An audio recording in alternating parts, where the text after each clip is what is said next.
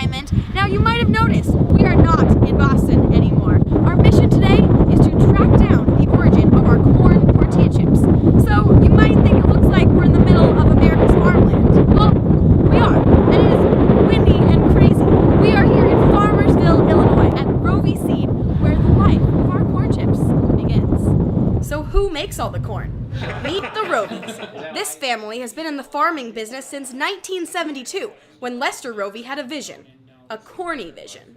We started out in the seed business, cleaning seed, and then he kind of started playing around with specialty corn, white corn, yellow corn, and the white corn kind of started taking off, and so now we're just totally in the white corn business. And the business never stopped.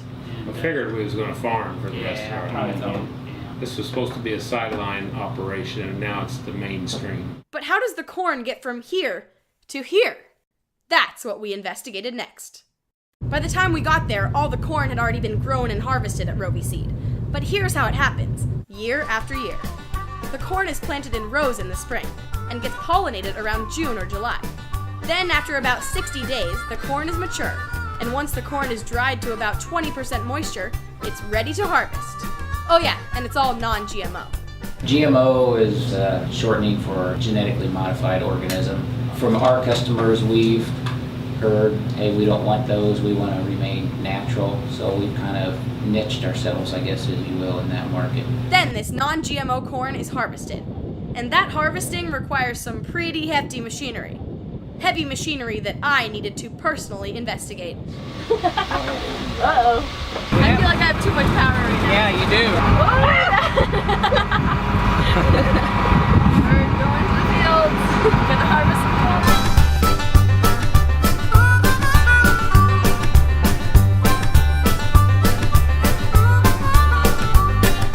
After it's harvested, the corn is dried up a little bit more in storage, and then shows up in truckloads to be emptied into the grain elevator. And finally, it gets sorted. The good stuff from the bad stuff. Every single kernel gets inspected by tiny little cameras in this machine. See those green lights? Those are bad kernels being sorted out. Then the good stuff comes out here, and then gets bagged up,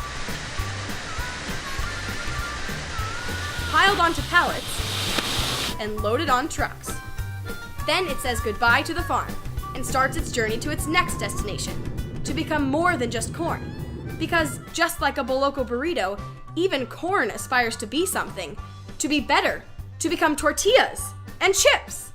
Now we've traveled all the way across the country, and we are now here in our own backyard in Everett, Massachusetts. And inside this totally nondescript brick building here, I hear they make some pretty sweet tortilla chips, so let's go check it out.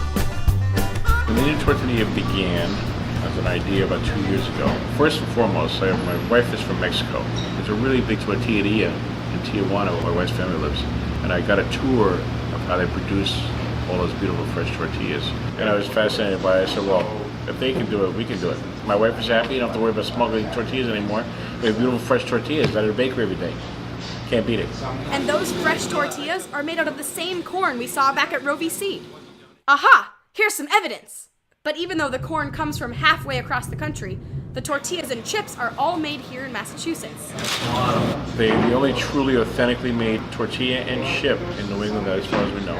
It's 100% all natural, no preservatives. It's just really just a terrifically made authentic chip. You just can't find it. So now we're inside the factory. We've got our hairnets on, so this is getting really serious. Now let's go check out how the corn becomes tortillas and tortilla chips. When the corn arrives at La Nina Tortilleria, it first gets ground up, then flattened out into perfectly round tortillas and heated up to perfection. Then the tortillas get cut into perfectly pointed triangles. Now they look like tortilla chips. Then they get fried up in canola oil, then sprinkled with salt,